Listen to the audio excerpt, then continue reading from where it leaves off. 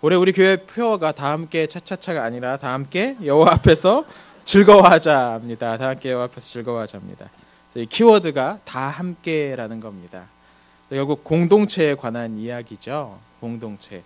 우리 안에 공동체 의식, 공동체 감각이 회복되어야만 우리가 다 함께 하나님 앞에서 즐거워할 수 있게 될 겁니다.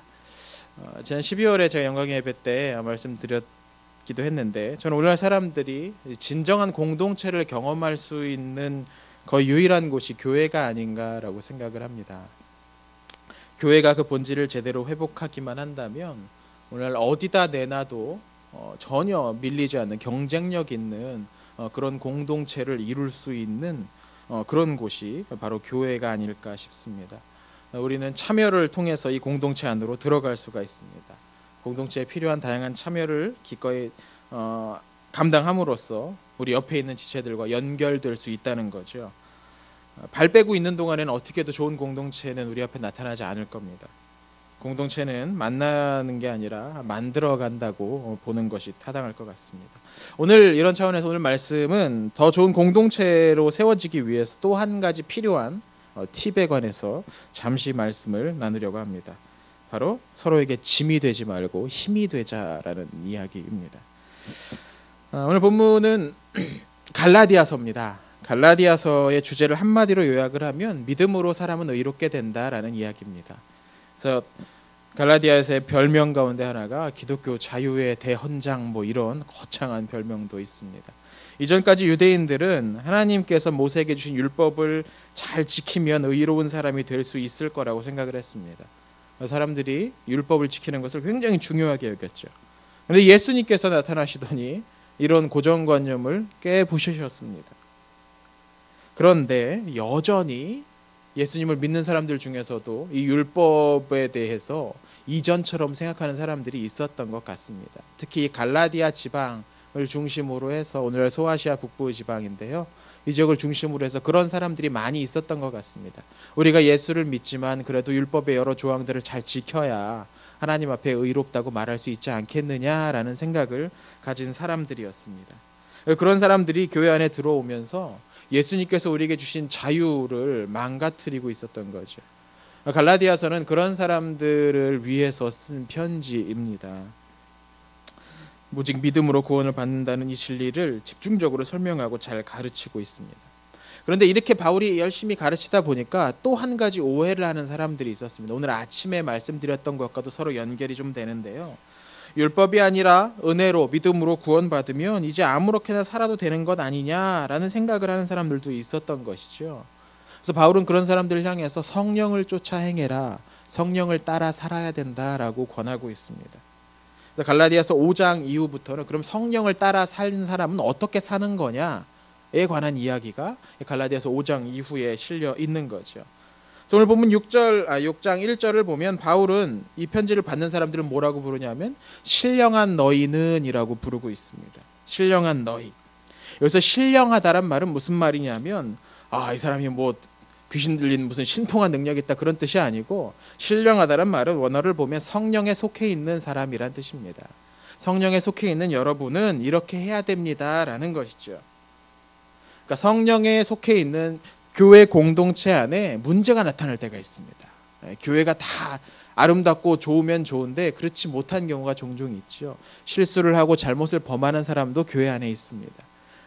근데 그런 교회 공동체의 문제를 일으키는 죄의 문제가 나타날 경우 어떻게 처리해야 되는가에 관한 이야기가 이제 시작이 되는데요, 바울은 교회 공동체 안에서 일어나는 문제를 처리하는 방법으로 먼저는 온유한 심령으로 그들을 바로잡으라고 충고합니다.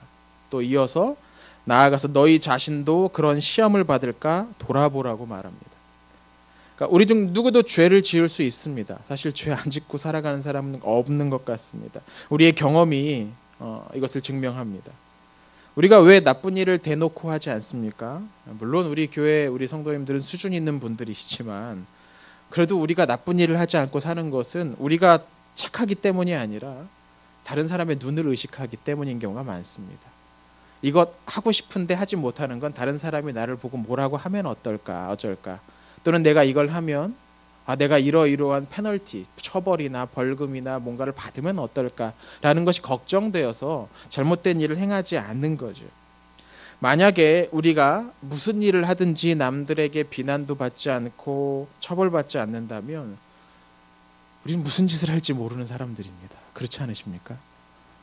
기꺼이 정의롭지 못한 일, 비겁한 일, 비열한 일도 할 수가 있을 겁니다. 물론 우리 교회 성도님들한테 말하는 건 아닙니다만, 회사에서 일을 하다 보면 장부에 적힌 숫자 한두 개, 회계 한두 개를 조작하는 것으로 많은 이익을 얻게 될 때가 있습니다. 그러나 우리가 그것이 다른 사람에게 들키지 않는다고 하면 우리는 그 유혹에 저항하기가 쉽지 않을 겁니다. 성적을 조작해서 내가 원하는 대학에 들어갈 수 있는 기회를 가진다면 전국에 있는 수많은 수험생들이 기꺼이는 아닐지라도 자기도 모르게 그런 일에 동참할지도 모르겠습니다. 누구도 그걸 처벌하거나 욕하거나 비난하지 않는다면 더더욱이 유혹을 뿌리치기란 쉽지 않을 겁니다. 고작 몇만 원을 뺏기 위해서 요새는 사람을 때리고 심지어 죽이기까지 하는 세상이 아니겠습니까? 그래서 바울은 이런 죄를 지은 사람들을 뭐라고 부르냐면 시험을 받아 굴복하는 것으로 설명합니다. 그러니까 우리도 그런 시험을 받지 않도록 주의하라고 이야기를 하는 거죠. 종종 넘어지고 굴복한다는 걸 아는 사람이, 나도 그렇게 된다는 걸 아는 사람이, 우리 안에 그런 욕망이 가득하다는 것을 아는 사람이 다른 사람이 그런 유혹에 빠지는 걸 보면서 나는 그러지 않아야겠구나라고 경계 삼을 수 있다는 거죠.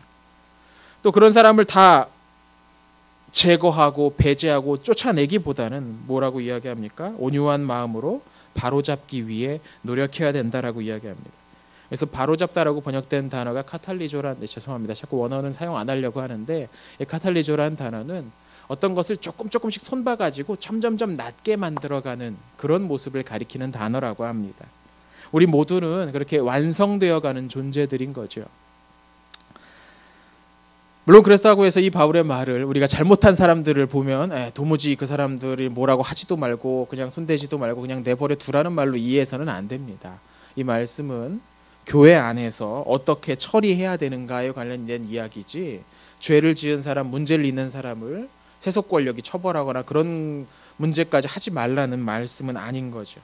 다만 여기선 성령에 따라 사는 사람들 사이에 그런 문제가 생겼을 경우에 어떻게 처리할 수 있을까에 관한 설명인 겁니다. 그런데 바울은 그렇게 문제를 해결하는 방식을 제안만 거기서 그치는 것이 아니라 나아가서 이 교훈을 좀 더 발전시킵니다. 그래서 그리스도인들은 어떻게 살아야 하는가에 관한 설명을 조금 더 이어갑니다. 무엇이냐면 바로 서로 짐을 지라는 겁니다. 서로 짐을 지라. 어떤 사람들이 교회 안에 문제를 일으키게 되면 그 피해를 입은 사람들이 나타나게 됩니다. 그럼 바울은 그로 인한 피해나 고통을 복구해야 될 책임을 공동체가 함께 지는 것이 합당하지 않겠느냐라고 말합니다. 이는 잘못한 사람들을 잡아서 밝혀내서 끝까지 추적해서 그 사람을 처벌하고 그 사람에게 책임을 물어야 한다는 세상의 가르침과는 사뭇 다릅니다. 문제가 일어났고 피해가 일어나면 일단 그 피해는 우리가 함께 회복시키기 위해 애써야 한다는 거죠. 이것이 그리스도의 법을 성취하는 것입니다 라고 바울은 설명합니다. 생각해보면 우리 주님이 그렇게 사셨습니다. 그분은 먼저 죄인들에게 나아오셔서 그들의 문제를 해결하시고 그들의 고통과 아픔을 나눠지셨습니다. 예수님의 십자가는 그렇게 다른 사람들의 죄를 대신 지고 죽으신 것이었습니다. 바울은 우리 공동체가 건강하게 서기 위해서는 바로 예수님처럼 다른 사람의 짐을 나누어 질 수 있는 자세가 필요하다라는 것, 바울은 이 부분을 여기서 강조합니다. 우리들이 함께 져야 될 그런 짐은 어디 있겠습니까? 우리 공동체 안에 서로 져야 될 짐은 무엇이 있겠습니까? 우선은 다양한 섬김의 자리들이 있을 겁니다. 연말연시가 되면 여러 자리에서 섬길 분들을 모집한다고 도와주십시오라고, 오늘은 이번에는 이런 것에 섬겨주시지 않겠습니다라는 제안들이 많이 옵니다. 이 행복한 예배에 나오시는 분들쯤이라면 그런 제안 안 받아보신 분들 안 계실 겁니다. 봉사와 섬김이라는 것 쉽지 않은 일입니다. 하지만 생각해보면 우리가 다 그런 누군가의 섬김과 봉사 때문에 지금 이 자리에 이렇게 커서 와 있을 수 있지 않았겠습니까? 저도 생각해보면 어렸을 때 대학생 선생님이었는데 자기 돈 털어서 막 상품권 줄 테니까 우리 같이 성경 읽자 막 이렇게 꼬시던 선생님, 그거에 꼬심에 넘어가서 성경 읽기 시작했던 것 같습니다. 직장생활 혼자 자취하시면서 하는 선생님 집에 가서 우리 집 가서 떡볶이 해줄 테니까 와서 같이 먹자, 불러다가 같이 공부하자라는 그런 선생님들 때문에 어린 시절 신앙생활을 해왔던 것 같습니다. 우리 다 그래 오지 않았습니까? 마찬가지입니다. 서로 짐을 나눠주는 그런 관계 속에서 공동체는 든든하게 서고 세워질 수가 있는 겁니다. 우리가 그리스도의 법을 우리 안에 세우려면 이 서로의 짐을 나누어 지는 것이 참 중요하다는 거죠. 교회 공동체는 한두 사람의 힘으로, 앞서 나간 한두 사람의 힘으로 되는 것이 아닙니다. 우리가 함께 있을 때에 교회 공동체는 설 수가 있는 겁니다. 입으로 예수님을 믿는다고 말하면서 그분이 하신 일을 따라가지는 않는다면 어떻게 그 사람을 예수 그리스도의 제자라고 부를 수 있겠습니까? 오늘 본문 3절에서 바울은 이렇게 이야기합니다. 만일 누가 아무것도 되지 못했으면서도 된 줄로 생각한다면 그건 자기를 속이는 일이다라고 이야기합니다. 우리는 예수님을 따라가지 않으면서 예수님의 제자가 된 것인 양 착각해서는 안 됩니다. 예수님의 발자취를 따라가는 사람, 그 사람을 그리스도인이라고 부릅니다. 우리 안에 성령님이 계십니다. 성령님께서 말씀하시는 그 부르심에 응답하여서 서로의 짐을 나누어 질 수 있어야 한다는 것이죠. 또 한 가지 바울이 여기서 강조하고 있는 것이 있는데 그것이 무엇이냐면 각각 자기의 짐을 져야 된다라는 겁니다. 어떻게 보면 이거 바로 앞에 있는 말씀과 좀 충돌하는 것 같습니다. 앞에는 서로 짐을 나눠지라고 하는데 바로 이어서 자기의 짐을 지라고 또 이야기를 합니다. 근데 여기서 우리말로는 똑같이 짐으로 번역되어 있는데 원문을 찾아보면 앞서 나온 서로의 짐을 나눠지라 할 때 짐과 자기의 짐을 지라 할 때 이 짐이 서로 다른 단어가 사용되고 있더라고요. 그래서 앞에 나왔던 그 서로의 짐을 지라고 할 때 이 짐은 굉장히 무거운 무엇을 가리키는 단어입니다. 그래서 혼자서 들 수가 없는 거죠. 그러니까 함께 져야 되는 거죠. 그런데 두 번째 나오는 각자 자기의 짐을 지라고 할 때 짐은 어떤 사람이 개인적으로 맡아서 하는 업무를 가리키는 단어입니다. 그러니까 똑같이 짐이지만 서로 다른 것인 거죠. 그러니까 무슨 말이냐면 함께 져야 될 무거운 짐은 서로의 짐을 나눠지는 일이 필요하고, 근데 그것이 뿐이 아니라 자기가 마땅히 해야 될 개인적인 책무는 또 각자의 짐을 지어야 한다라는 거죠. 바울은 자기가 맡은 일은 도무지 하지 않으면서 남에게 떠넘기는 사람들을 향해서 이 말씀을 하고 있는 겁니다. 짐을 서로 나눠주는 공동체 안에 들어오면 그런 유혹이 생깁니다. 아, 이거 서로 같이 해주네? 이거 내가 안 해도 괜찮겠네? 라는 생각이 들 수가 있어요. 그러다 보면 나는 빠져도 제대로 돌아가니까 하나 둘 빠지려고 하고 하지 않게 되는, 자기의 짐을 지지 않으려고 하는 그런 모습이 나타날 수가 있는 겁니다. 또 어떤 사람은 나는 특별한 위치에 있으니까 내가 직접 이 짐을 질 필요는 없지, 뭐 그렇게 생각할 수도 있습니다. 바울은 그런 사람들의 심리 상태를 본문 4절에서 아주 날카롭게 지적하는데요. 이렇게 얘기합니다. 각각 자기의 일을 살피라. 그리하면 자랑할 것이 자기에겐 있어도 남에게는 있지 아니하리니. 재밌지 않습니까? 각자 자기를 보면 다 대단해 보이는 겁니다. 그래서 내가 참여하지 않아도 되는 이유는 너무 확실한 겁니다. 나는 특별하니까 다른 사람들이 하는 모습 보면서 적당히 훈수 두면 되고 직접 나설 필요가 없다고 생각하게 되는 거죠. 이런 사람들을 가리키는 이 심리 상태를 지금 추적하는 겁니다. 근데 여러분, 이렇게 생각하는 사람이 어떻게 그리스도의 법을 성취하는 사람이겠습니까? 공동체에는 짐을 서로 나누어 지면서 자기의 짐을 동시에 질 수 있는 사람이 필요합니다. 이런 사람들이 모여 있을 때 서로에게 짐이 아니라 힘이 되는 관계가 된다고 말씀드릴 수 있는 거죠. 우리의 공동체를 세워가기 위해서 꼭 필요한 것이 바로 이것입니다. 짐이 되지 않는 힘이 되는 관계인 것이죠. 말씀을 정리하겠습니다. 우리에게는 좋은 나눔의 공동체가 필요합니다. 나 혼자 잘 살고 나 혼자 많이 공부하고 나 혼자 앞서 나가는 것으로 우리는 채워질 수가 없습니다. 사람은 그렇게 만들어졌습니다. 사람은 나 혼자 잘 나가는 것으로 채워질 수 없도록 하나님이 만드셨습니다. 하나님이 창조하신 동산 가운데에 홀로 거주하던 아담이 그렇지 않았습니까? 무엇 하나 부족함 없이 온 세상을 대해서 하나님을 대신하는 존재로 살았던 사람이 아담이었습니다. 무엇 하나 부족함 없었고 더 많이 배울 필요 없이 많이 아는 사람이었습니다.